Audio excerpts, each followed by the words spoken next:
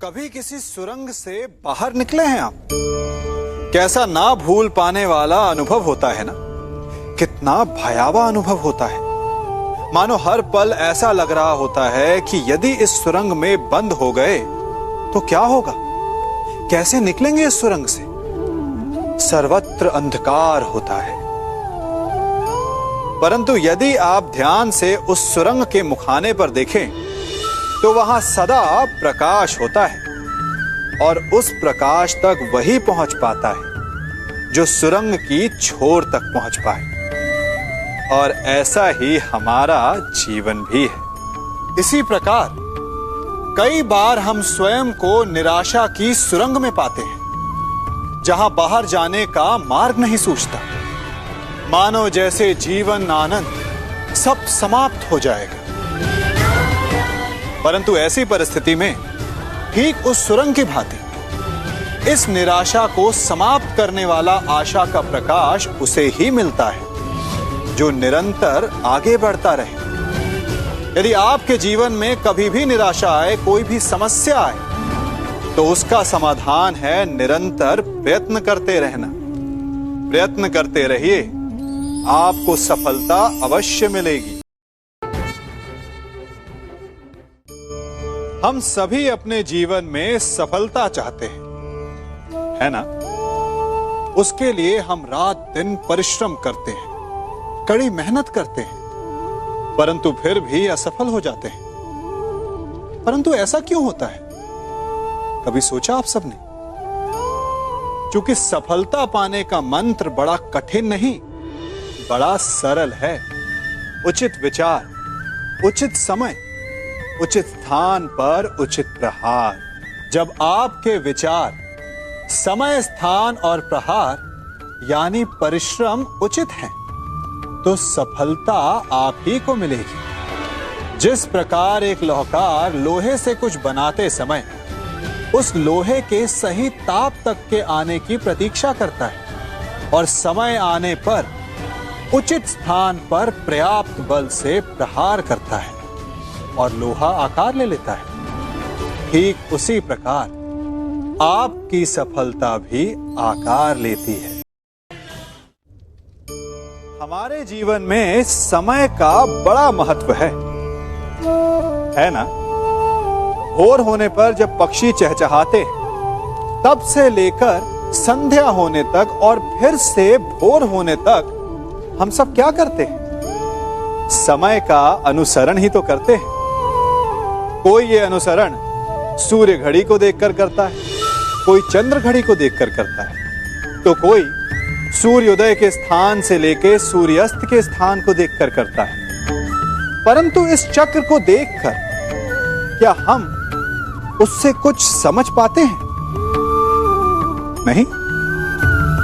जो ये देख सकता है वो जानता है कि समय किसी भी पल नहीं रुकता, वो एक क्षण के लिए नहीं ठहरता, वो निरंतर आगे बढ़ता रहता है। इसी कारण किसी भी घटना का प्रभाव समय पर नहीं पड़ता। जिस दिन आप रुकना छोड़ देंगे और निरंतर आगे बढ़ना सीख जाएंगे तो आपका जीवन, सफलता और भाग्य आपकी मुट्ठी में होगा। क्या संसार में कोई भी शब्द निरर्थक है? क्या कोई ऐसी जड़ी बूटी है जो रोग का निवारण ना करे? नहीं। ठीक इसी प्रकार इस संसार में कुछ भी अयोग्य या निरर्थक नहीं होता। हर एक प्राणी, हर एक वस्तु, हर एक घटना का एक महत्व होता है, एक आवश्यकता होती है। परंतु बड़ा वो निरीक्षक होता है जो उन्हें पहचानता है। जैसे कि एक ज्ञानी शब्दों की शक्ति को पहचानता है, जैसे कि एक वैद्य किसी बूटी में छिपे उसके गुणों को पहचानता है, जैसे कि एक जौहरी कोयले में छिपे हीरो को पहचानता है। इन सब बातों का सत्व ये है कि यदि आपको श्रेष्ठ होना है तो कमियां देखना छोड़िए और गुण और विशेषताएं देखिए। आपका जीवन सफल और सरल हो जाए। कभी आप ब्रह्म मुहूर्त में जगे? जगकर देखिए, संध्या होने के पश्चात जब रात्रि का अंधकार सारे संसार को धीरे धीरे अपने अंधकार में निगलने लगता है, तो यही अंधकार ब्रह्म मुहूर्त में भोर होने से ठीक पूर्व तनिक अधिक काला हो जाता है। कुछ समझे? हमारा जीवन भी कुछ ऐसा ही होता है। जब हमारे जीवन की समस्याएं अपने अंत पर होती है, तो यही समस्याएं एक भीषण रूप लेकर हमारे समक्ष प्रस्तुत हो जाती है और ऐसे परिस्थिति में अधिकतर लोग हार मान जाते हैं, भय खा जाते हैं। परंतु यदि आप हार ना माने, भय ना खाएं, दृढ़ रहें, निरंतर आगे बढ़ते रहें, तो प्रकाश के रूप में हमारा स्वागत करने के लिए सूर्य उदय सदा हमारे समक्ष प्रस्तुत रहेगा। आपने बरगद के वृक्ष को देखा है? जितना विशाल उतना दृढ़। पतझड़ में वो सूख जाते हैं, परंतु दुर्बल नहीं होते, टूटकर गिरते नहीं। और उसके विपरीत दलदल में उपजे वृक्षों को देखिए, वो दिखने में तो बड़े होते हैं, पतझड़ आए या शीत सदा हरे भरे होते हैं, परंतु इतने दुर्बल होते हैं कि जल धारा के हल्के से वेग से वो गिर जाते हैं। परंतु ऐसा क्यों होता है? कारण है जड़ें। जिसकी जड़ें दृढ़ भूमि में है, वो हर चक्रवात, हर ऋतुओं को सह लेता है, और जिसकी जड़ें दलदल में है, वो स्वयं की जड़ों को दुर्बल बना लेता है। कुछ ऐसा ही मनुष्य भी होता है, जो अधर्म, कुकर्म और असत्य की धरा पर उपजा है। वो समय की एक मार भी नहीं सह पाता, और जो मनुष्य सत्य, धर्म की धरा पर उपजा है, वो हर समस्या से अविचलित हो जाता है। अब आप पर निर्भर करता है।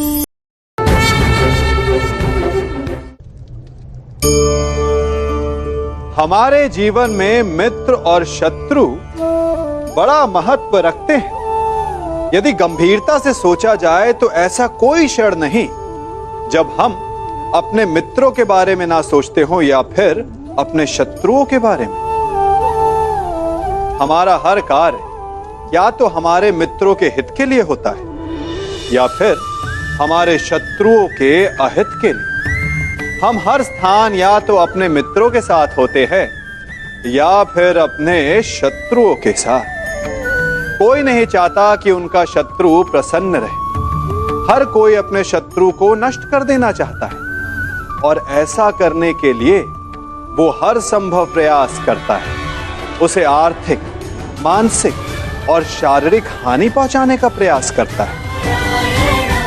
परंतु यदि मैं आज आपको ऐसा मंत्र सिखाऊं जिससे आप अपने शत्रु को सदा के लिए नष्ट कर दे तो, और वो मंत्र है मित्र बनाना। अपने सभी शत्रुओं को अपना मित्र बना लीजिए और आपके सारे शत्रु स्वतः ही समाप्त हो जाएंगे। मैं क्या कर रहा हूं? मैं दिए प्रज्वलित कर रहा हूं ताकि अंधकार को मिटा सकूं। अब आप कहेंगे कि इसमें कौन सी बड़ी बात है ना? परंतु इसमें महत्वपूर्ण बात समझने के लिए यह है कि मैं क्या नहीं कर रहा हूं, और मैं अंधकार नहीं कर रहा हूं। क्योंकि अंधकार को मिटाने के लिए प्रकाश का अस्त्र तो उठाना ही पड़ता है। बुराई को बुराई से नहीं, अच्छाई से जीता जाता है। अन्याय को अन्याय से नहीं, न्याय से लड़ा जाता है। क्रोध को क्रोध से नहीं, क्षमा का साथ लेना होता है। ठीक उसी प्रकार एक लोहा लोहे को काटता है, परंतु एक ठंडा लोहा ही गर्म लोहे को काट सकता है। इसलिए यदि आपको अपने जीवन में विजयी होना है तो अपने शस्त्रों को, अपने अस्त्रों को सोच समझ कर उठाइए, क्योंकि एक अनुचित सोच परिणाम पर भारी प्रभाव डाल सकती है।